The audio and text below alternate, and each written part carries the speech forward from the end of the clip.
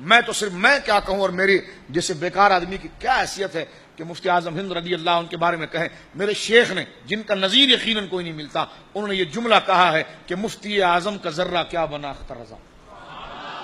یعنی بلندی آپ دیکھیے مفتی اعظم ہند رحمہ اللہ کی کہ آج حضور تاج الشریعہ کی سراست. اور میں نے ایک بات میں یہاں پر عرض کر دینا چاہتا ہوں کہ حضور زیب سجادہ حضور تاج الشریعہ دامت برکاتہ اللہ علیہ فتح رضویہ شریف کی تعریف فرما رہے ہیں, یعنی عربی میں کر رہے ہیں.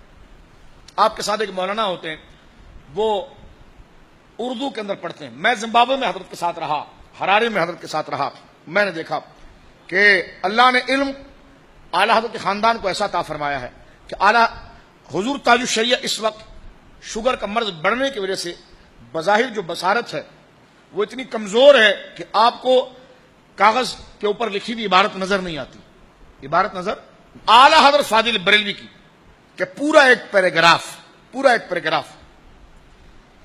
اردو میں مولانا پڑھتے ہیں. میں کہتا ہوں کسی مفتی کو آپ بٹھائیں, اس کے سامنے اردو میں ایک دفعہ فتح رضویہ کا پیراگراف پڑھیں, اس کو کہیں یہی اردو دوبارہ سنا دو, وہ نہیں سنا سکتا, کیونکہ تحریر اعلیٰ حضرت کی اردو میں ہی ہے. ایک یعنی 2-4 لائنیں اگر کسی بہت بڑے عالم کے ساتھ سامنے بھی پڑھ دی جائے فتح رضویہ کی ایک مسئلے کے جواب میں, اور پھر کتاب سامنے رکھے کہ اب پڑھیے ذرا ہو بہو ویسی, تو میں کہتا ہوں کہ بہت ممکن ہو تو وہ ایک لائن پڑھیں گے دوسرے میں ڈگمگا جائیں گے, یہ الفاظ آگے پیچھے ہو جائیں گے, مفہوم و مضمون صحیح بیان کر جائیں گے لیکن لفظ ان کے آپس میں مل جائیں گے. لیکن حیرانگی ہوتی ہے اس خاندان پر,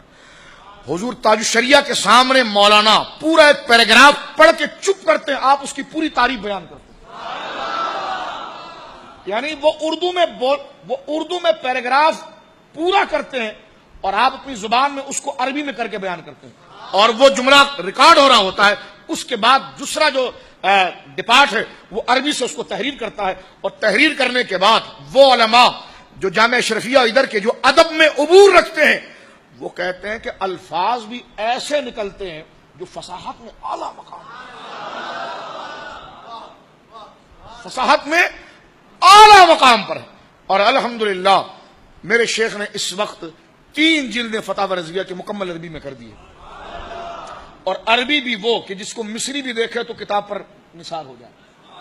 عربی بھی وہ جس کو شامی دیکھے تو کتاب پر نثار ہو جائے, کیونکہ عربی کرنا تو کوئی بھی رسالہ آپ لائیے وہ تو کوئی بھی کر دیتا ہے, لیکن ان کے مزاج کے اعتبار سے وہ جو تعبیرات وہ رکھتے ہیں اس تعبیرات کا لحاظ رکھنا, ان کی زبان کا لحاظ رکھنا, اس کے تسلسل کا لحاظ رکھنا. تو میں کہتا ہوں یہ ملکہ تاج الشریعہ قبلہ دامت برکاتہ العالیہ کو علم تبحر کا یہاں پر آج ہے. میرا یہ معاملہ خود ہوا, میں نے کہا جناب ذہبی جو ہے حضور وہ ابن تیمیہ کا شاگرد ہے, آپ اس بارے میں کیا کہتے ہیں؟ آپ تو مفتی اور فتویٰ بیان فرماتے ہیں, آپ نے یہ میں آپ سے 8 سال پرانی بات کر رہا ہوں, اور چلتے چلتے میں نے تاج الشریعہ سے کہا, ایسے میری بحث ہو رہی تھی, میں نے کہا حضرت اس نے لکھا ہے کہ ذہبی جو ہے وہ ابن تیمیہ کے شاگرد ہے, میں جواب کیا لکھوں؟ میرے ساتھ میرے ایک دوست بھی تھے, آپ نے فوراً انہی کی کتاب سیر کا حوالہ دے کر اور ایک اور کتاب کا حوالہ دے کر فرما ادھر دیکھیں انہوں نے رد لکھا ہے, اور جو جملے آپ نے عربی کے پڑھے تھے خدا کی قسم وہی کتاب میں لکھے ہوئے, اور یہ اہتمام کے ساتھ نہیں, یہ چلتے چلتے یہ. تو اب آپ اندازہ لگائیے کہ اس خاندان پر اللہ رب العالمین جل وعلا نے کیسا فضل رکھا ہے, اور جس شخصیت کا آج کوئی نظیر نہیں, میں کہتا ہوں تاج الشریعہ کی نظیر نہیں کوئی, نہ تقوی میں کوئی نظیر ہے نہ علم میں کوئی. جب ان سے پوچھا گیا کہ حضور آپ جانشین ہیں مفتی اعظم ہند کے, آپ کو کرسی ملی ہے, آپ کو ان کی طرف سے قضا کی اجازت ملی ہے, آپ ان کے نائب میں فتوے میں, آپ نے مفتی اعظم ہند کو کیسے پایا؟ تو اس وقت کا اتنا بڑا امام وہ یہ کہہ کر خاموش ہوتے ہیں کہ جناب مفتی اعظم کا ذرہ کیا بنا اختر رضا.